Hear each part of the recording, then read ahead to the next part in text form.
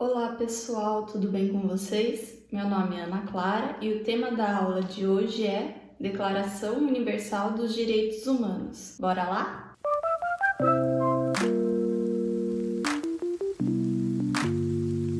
Antes da gente começar a falar sobre a Declaração Universal dos Direitos Humanos, vamos fazer uma breve contextualização histórica. Adoro contextualização histórica. Antes do surgimento dessa declaração, lá em 1919, após o fim da Primeira Guerra Mundial, houve uma tentativa de criação de um órgão, a Liga das Nações, que foi criada pelo Tratado de Versalhes, composta pelos vencedores da guerra, Inglaterra, França e aliados. E esse organismo, esse órgão, a Liga das Nações, ela tinha como principal objetivo servir de espaço para discussão entre as outras nações, para que elas pudessem discutir entre si e assim evitar a guerra, uma tentativa de se criar um órgão de mediação de conflitos entre as nações. E embora a Liga das Nações tenha sido criada com esse objetivo de garantir a paz mundial, fato é que ela não conseguiu, evitar que ocorresse a Segunda Guerra Mundial em 1939, desencadeada, por Adolf Hitler,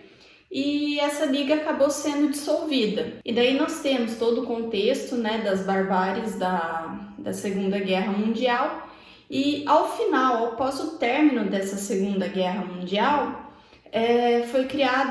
foi feita uma nova tentativa de criação de um organismo para a manutenção da paz mundial, diante de tantas barbáries que tinham sido cometidas, torturas, o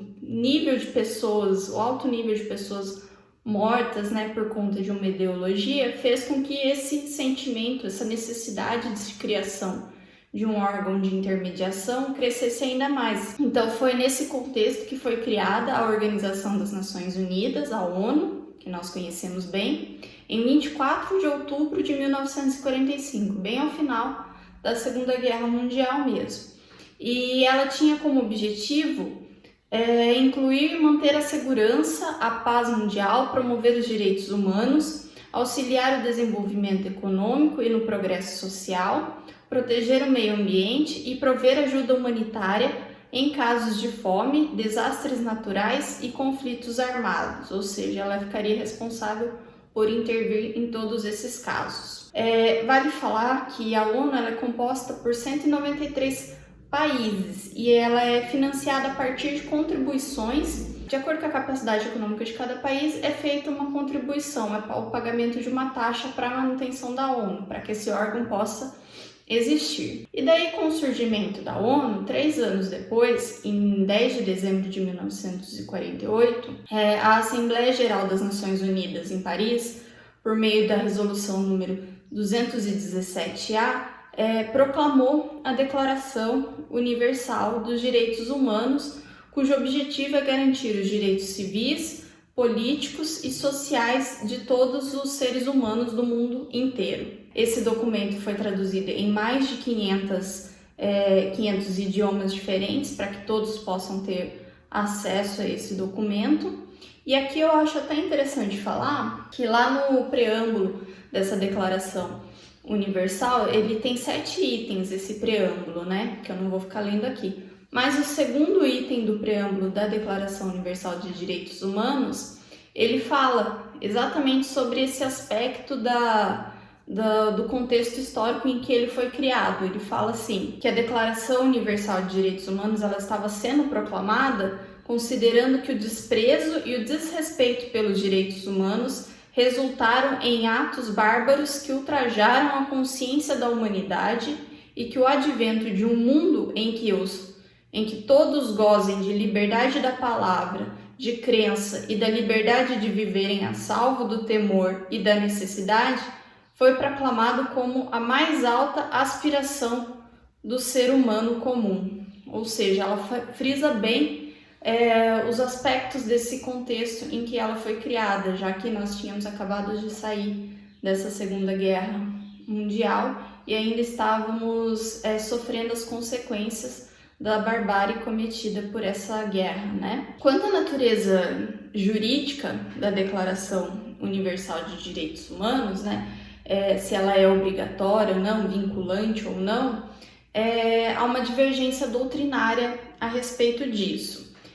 Uma parte da doutrina fala que por ela não ser um tratado, uma convenção, um acordo, um pacto, né, um documento que foi assinado por cada representante de cada país, ela não gera uma obrigação, ela não se torna vinculante, ela é apenas uma declaração, um documento orientador dos direitos humanos. É como se ela existisse apenas para conceituar o que é direitos humanos e nortear a criação de outras normas relativas a isso. Por outro lado, existe a outra parte da doutrina defende o caráter vinculante, o caráter obrigatório da Declaração Universal, sob dois argumentos. O primeiro é de que,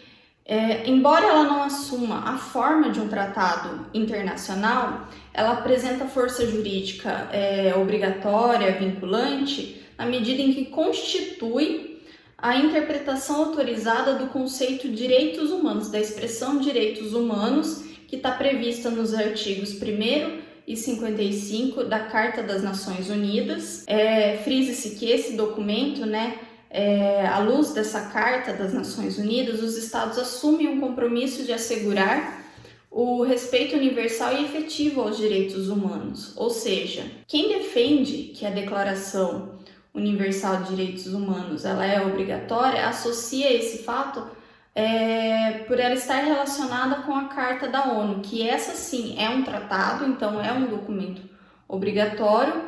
e a Declaração Universal ela serve para conceituar o que é direitos humanos, que é o termo que está contido nessa carta. Então, se ela serve para conceituar esse termo, ela, por consequência, como está vinculada à carta, ela acaba tendo caráter obrigatório de cumprimento, Então, todos os estados têm que cumprir, todos os países têm que cumprir o que está previsto nessa declaração. Além disso, o segundo argumento que se utiliza para falar que ela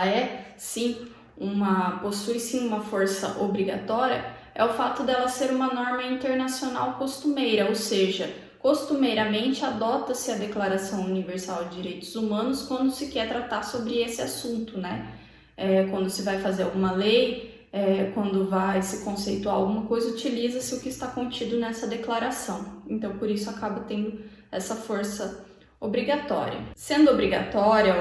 ou apenas em caráter de declaração instrutório, fato é que a Declaração Universal de Direitos Humanos ela constitui um documento do Sistema Global de Direitos Humanos e constitui como principal documento, global de direitos humanos, e contribuiu para a universalização dos direitos humanos, sendo que os principais direitos protegidos por ela são a liberdade, o direito à vida, tratamento igualitário, proibição de escravidão e tortura, proteção à vida privada e segurança social, certo? Além disso, a Declaração Universal de Direitos Humanos, em conjunto com o Pacto Internacional dos Direitos Civis e Políticos e seus 2 protocolos opcionais,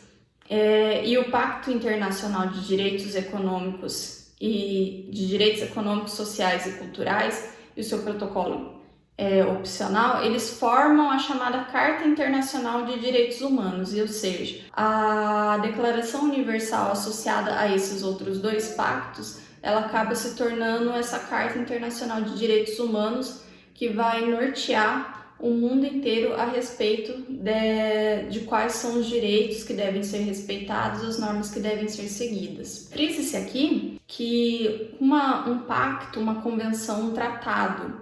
quando ele é assinado, ele possui força obrigatória. E se nesse tratado, em algum artigo, falasse que os estados estão se obrigando a seguir a Declaração Universal de Direitos Humanos, eu nem preciso falar em força obrigatória, Se ela tem força obrigatória ou não, é claro que ela vai ter. Porque a partir do momento que eu assino um tratado falando que eu vou respeitar a Declaração Universal, ela acaba sendo de caráter vinculante, eu tenho que obedecer às normas previstas lá, certo? Além disso, uma série de tratados internacionais relacionados a direitos humanos surgiram após essa Declaração Universal. Entre eles, a gente pode citar alguns assim: Convenção para a Prevenção e a Repressão do Crime de Genocídio,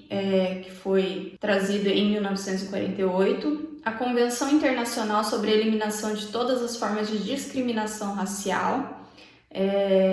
proclamado em 1965, a Convenção sobre a Eliminação de Todas as Formas de Discriminação contra as Mulheres, proclamada em 1979, a Convenção sobre os Direitos da Criança,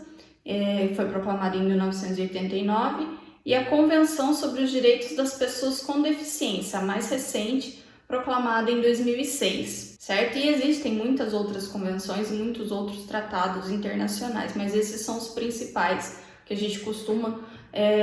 ouvir falar com mais frequência, seja nas mídias sociais, seja na escola, nos vestibulares, né? Para quem está se preparando para o Enem, esse tema também é bem importante. Esse vídeo ele tem esse caráter apenas de conceituar, de tentar falar um pouquinho sobre a parte sociológica